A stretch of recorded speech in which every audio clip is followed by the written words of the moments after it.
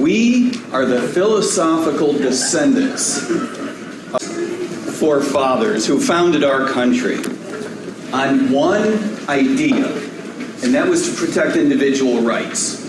I'm not going to put up with a lot of crap having some silly argument about the fact that our Constitution was put together for other reasons, like to foster free trade among the states. Nobody came to this continent except for individual liberty. And we as libertarians recognize that our government has drifted away from that one single legitimate purpose and drifted far and drifted hard. And it's us who need to recommit, not someone else, not someone outside this room. Remember what Larry said, pick up our rifle. It's up to us to recommit to decentralizing authority and to limiting the power that our government has taken away from us. It's up to us, not up to somebody else, all right? It's up to us to pledge to our fellow Americans. Remember, we're not shoving it down their throat. We're trying to save our country. It's up to us to pledge to our fellow Americans what we're calling a Gold New Deal, a new relationship between us and the government we are willing to tolerate. And we must pledge to the rest of the world a new kind of relationship between the United States and our partners, where we're a better partner in terms of promoting peace, free trade, free travel, self-rule, independence. This has got to be the new type of relationship that we'll tolerate from the government that represents us to the rest of the world. The type of relationship that we will tolerate between us and our government, between us and our states. Now, you've had passed out to you, I think, an outline of this platform that we call the Gold New Deal. You can visit it on goldnewdeal.org. The fundamental idea, and it has a bunch of ideas underneath it, but the fundamental idea is that states need a way to opt out of federal supremacy. The reason that we go after this rule, and then unilateral nullification, the reason we go after this is because we believe that the time is right for a very bold solution to a deep fundamental problem in this country. We've all heard a lot of talk about national divorce. People are talking about secession, right? I'm going to make the case that these are ideas that don't help us get to where we want to be. But no one in this room can actually say, you haven't thought about it, right? We can all argue about whether secession is a good idea or a bad idea. We all agree that states ought to have the right to do so, but no one can say, gee, I've never thought about that. Why have we come to a position where we can actually think about it? We're in a bad spot. Now, I want to argue that secession is politically a non-starter. Nobody in this country wants to live in a country other than the United States. We want to live in a different United States. We want to live in a different our country. Very few people don't want to live in the United States of America. Politically speaking, it's not going to get us to where we want to be. A national divorce. From whom? One state from another? Really, that's going to solve our problem? Has anyone ever driven from Chicago to Springfield as number of times as I have? Unless you're willing to split individual states. I know there's been a discussion in New York about that. Doesn't get us to where we need to be. The Gold New Deal says create an option for a state to opt out of federal supremacy so that going forward you make your own rules. No more subjugation to federal legislatures, court orders, regulation, executive orders. Unilateral nullification, so that anything on the books today, a state can nullify unilaterally anything retrospectively. And then underneath that, we have the way we want to change the world, right? Bread and butter libertarian issues. You'll recognize them. I'm going to read them to you. The difference between our campaign and others is that for us, they're not just slogans. We know how to get it done. We want to end the Federal Reserve's control of monetary policy. We want to cap federal spending. We want to end discretionary war, meaning no military action without states' approval. Get the difference? You need a declaration of war, and that can only be approved by the states. Make sense so far? We're going to privatize the way schools are delivered. We're going to privatize the way police officers are controlled. I was a cop for 11 and a half years. Here to tell you we got some problems in police work. You want a list? We're going to end the IRS. Federal government wants money, it's got to take it from the states. Make sense? No more mandatory transactions. Talking about Social Security and a bunch of other things. Bodily autonomy. You already know what that means. We had COVID recently. Corporate autonomy. You're not going to tax corporations. You're not going to bail out corporations. You're not going to regulate corporations any differently than you would an individual just because of you not believing in our First Amendment rights, form a corporation. These are all pieces of the puzzle. But it all has to come from our willingness to stand up for a new relationship between us and our government. It's an insanely bold plan, and the reason I think it's so important is for a couple of different reasons. One is the time has come. We have a huge opportunity in 2024 in terms of a presidential nomination, a presidential race, whether it's me or anybody else. The Libertarian Party has a big opportunity. And I'm sorry to say that a big part of that is because we're in such a bad situation. The good news is that most Americans are awakening to the idea that a lot of our problems are driven by the government. It's hard to deny, right? Anyone who can read and write. It's hard to deny that most Americans can now understand that inflation is a government phenomenon. It's no longer quite as silly to say we need to end the Fed as it was a few months ago, is it? Right? Well, I'm an economist who grew up with the Fed in a lot of ways, and I'm here to tell you we need to end it. That doesn't mean we're throwing out the dollar and we're going to trade clamshells, by the way. It means that our dollar is going to be worth more on a steady basis. We can talk about the details of how to do that later on. People recognize, having come through COVID, and now at the back end, seeing the silliness of what our policy was, people recognize that the government has been behind a lot of silly ideas. People recognize where authoritarianism comes from. If I had said, when I was a youngster, and by youngster I mean, in my 40s, if I had said authoritarianism can come up in any democratic nation, where it comes from is a politician convincing you that you should fear someone else coming into power more than you should fear giving up your Constitution and your individual rights. That's where authoritarianism comes from. That would have been accepted as sort of, a weird concept for grad school someplace, right? That's what's happening today. Both the Republican Party and the Democratic Party are perfectly comfortable talking to you about how to control the Supreme Court in order to get their way, not to make democracy better. Donald Trump is not the one who invented the idea of that president is illegitimate. I'm the one who won. Right? He did it maybe better than Hillary, but he's not the one who came up with the idea. It's perfectly acceptable now to run down the other party in a democratic sense. This is where authoritarianism comes from. And an increasing proportion of Americans recognize that and don't like it. Well, a big problem is the power of the federal government and what people are willing to do to control it. It's become our new religion. This is where authoritarianism comes from. It's where it's coming from in a present day sense. This is what creates the opportunity for us as libertarians. And I would argue that it's not just an opportunity, it's an obligation. One of the things that I think we all took away from what Larry said earlier today about picking up your rifle. We're not doing it for him.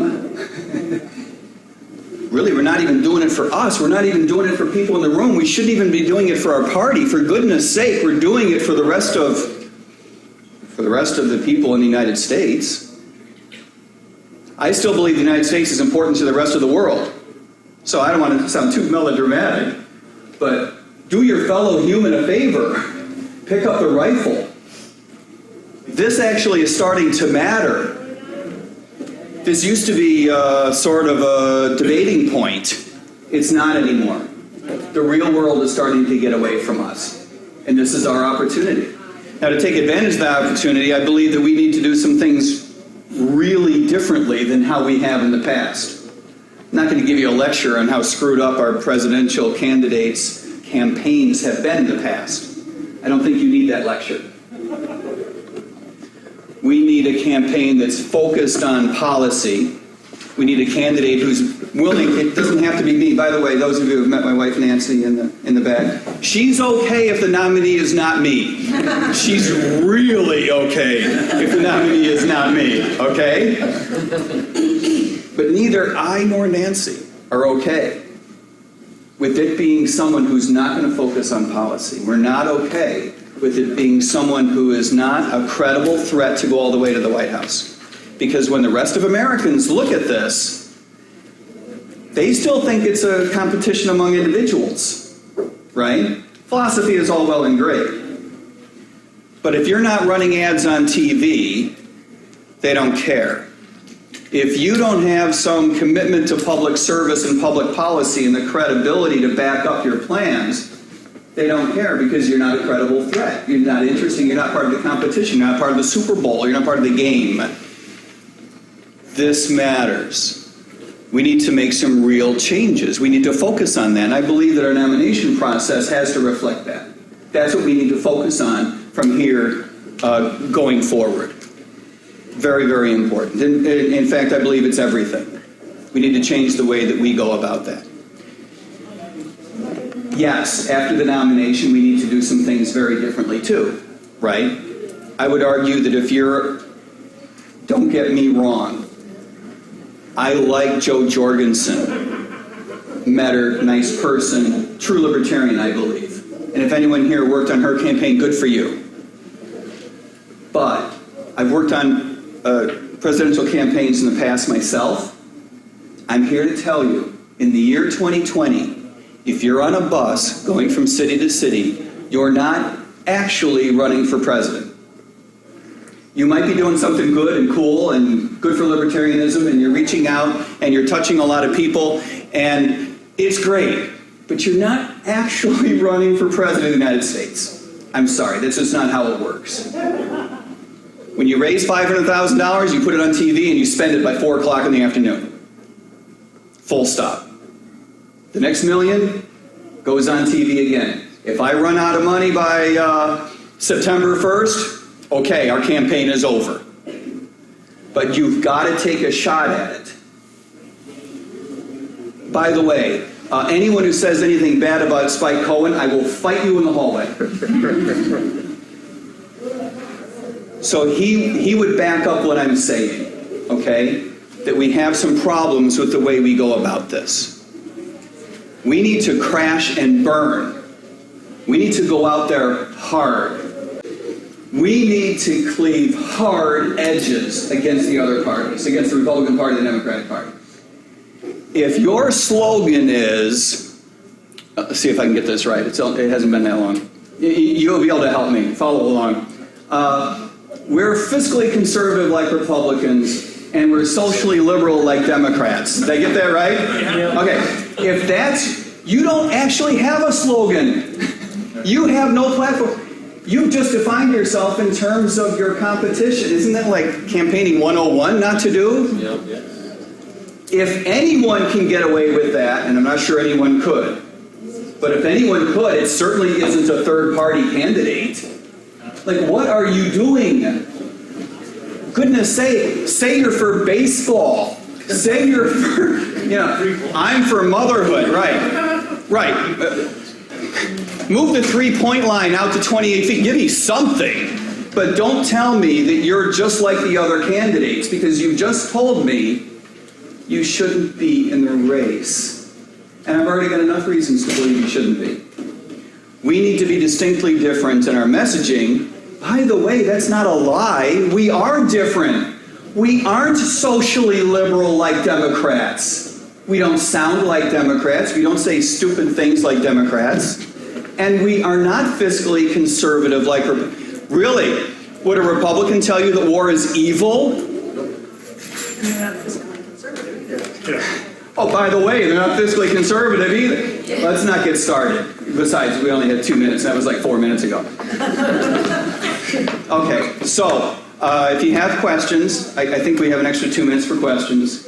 goldnewdeal.org if you want to read more. MikeTremont.com if you want to read less. Yes, sir. Thank you, Mike, for coming and speaking with us. I don't really know much about your background in the Libertarian Party, so I'd like to know when you joined the Libertarian Party, whether you voted for Gary Johnson, whether you were a Harry Brown supporter as I was, whether you were a Ron Paul supporter in 1988 like I was. What's your background?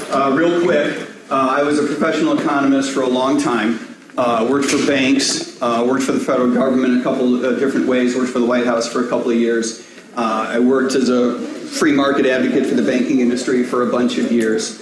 Had my own business educating bankers for a bunch of years. I taught economics at a couple of universities in Florida. I had first taken the entrance exam for the Washington, D.C. Police Department in 1989 and decided I just couldn't afford to be a cop. So I waited to be a cop until I had figured out how to pay for the kids' college, many, many years later. Any of you have children and they want to go to college, I heard that discussion earlier. Nancy will back me up on this. I hate children. I mean, they take all your money, and thank you. And, they don't call enough. And by enough, I mean all the time, right? My daughter only calls me 4 times a week. What the hell is wrong with the other 3 days? What? So anyway.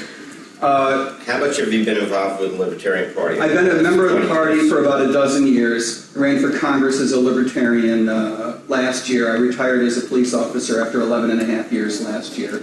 I did not win my congressional seat in Broward County, just by the way, in case you were wondering how that turned out. It was a great experience. Okay, we usually don't win. Yeah, I was, yes, I voted for the right people the last few cycles. No, I do not claim that I voted for a Libertarian in every cycle, starting after the earth cooled. In fact, when I left the White House in '92,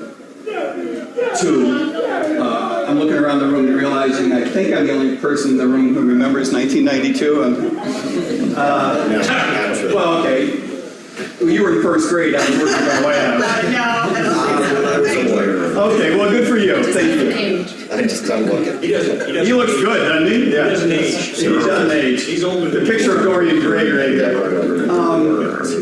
I went to work for the George Herbert Walker Bush re-election campaign, and that was a real eye-opener. I got to believe. I thought I was a Republican, and I thought my boss was too. Oh, the youngsters, we were like, what was that? You grew up 3 sizes that day, right? You learned that politics and economics were 2 very different things, and once in a while they intersect, and a lot of times they don't, and that was a real eye-opener. So that's how I started, and then, of course, Ron Paul being on TV, and when, I don't remember exactly, I'll screw this up, but someone basically asked him, well, what happens if you don't have health insurance? He basically said, well, you should have bought it, something like this. It was like, holy cow, look at that. He's on television, right? The last time I paid attention to television was Read My Lips, and that was a big disappointment. So those are the years in which I was growing up. And I'm a little embarrassed. I was in my 30s when I grew up. I should have been in my teens, but, I was held back in high school. Thank you. Thank you. Mike, Christopher Linsky, Judicial District 6, Binghamton, New York. Sir.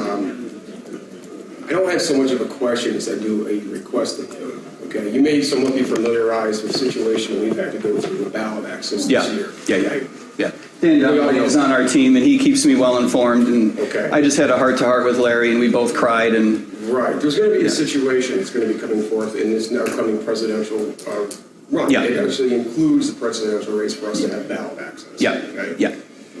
time and time again, we hear candidates ask us for their support. This is what we need to do. Give us money, hit the ground, petition for us, and so on and so forth. But you are a representative Yeah. of this body. Yeah. If you want to make your job easier for us, what we need in the next coming 2 years, we need people we need attorneys, we need paralegals, we need people who can do research and write this legislation. Yeah. We need people to lobby. Yeah. We've already had a coalition that worked with getting bills passed to reduce the thresholds for ballot access back down to the 50,000 in the Yep. state. Yep.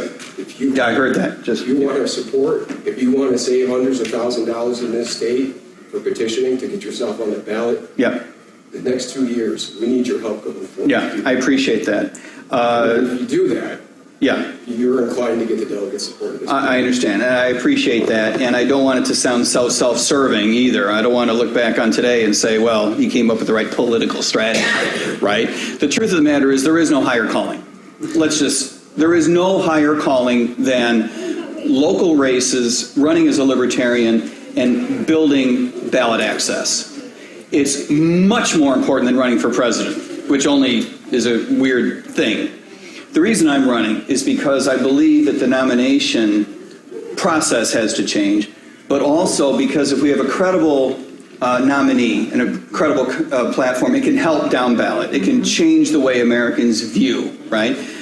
By the way, I've already done 23 videos supporting and trying to raise money for local candidates, and that's just the tip of the iceberg. If anybody, wants one, I'm happy to do it. Also on Golden New Deal, we're pushing a little brochure. If you buy into the platform, put your own shtick on the panel that we left blank, it's yours, okay? Yes, I own the copyright, but that doesn't mean I don't want you to all use it. So just, by the way, I want you to know I support where you're coming from. And yes, you'll have my support in terms of hard work. And in case that doesn't sound completely credible, trust me when I say Larry removed all doubt in my mind about an hour ago, if you know what I'm trying to say politely. He can be very persuasive. I worked with a coalition of Greens, Rouge candidates, Libertarians, and other independents. We had at least 24 meetings with legislators across the state trying to get bipartisan support to have that ballot access restored to everybody and having it fair and equal. And we're going to be continuing to push that going forward. Yeah. So Thank you for working it. What you're doing is more important than what I'm doing. I'm just hopeful that I can change the process enough that it'll eventually help what you're doing. And we need to change that, by the way. We need to change the way that we manage police officers. There's some real fundamental changes that we can make that would help. It's a generational, because it's a cultural problem. Let's be clear. You don't just change a rule here or there and all of a sudden, it's a generational problem that I think that we can get at over the next 25 years, but we need to start. Yeah. Mike, thanks. Thank you. Thanks for asking.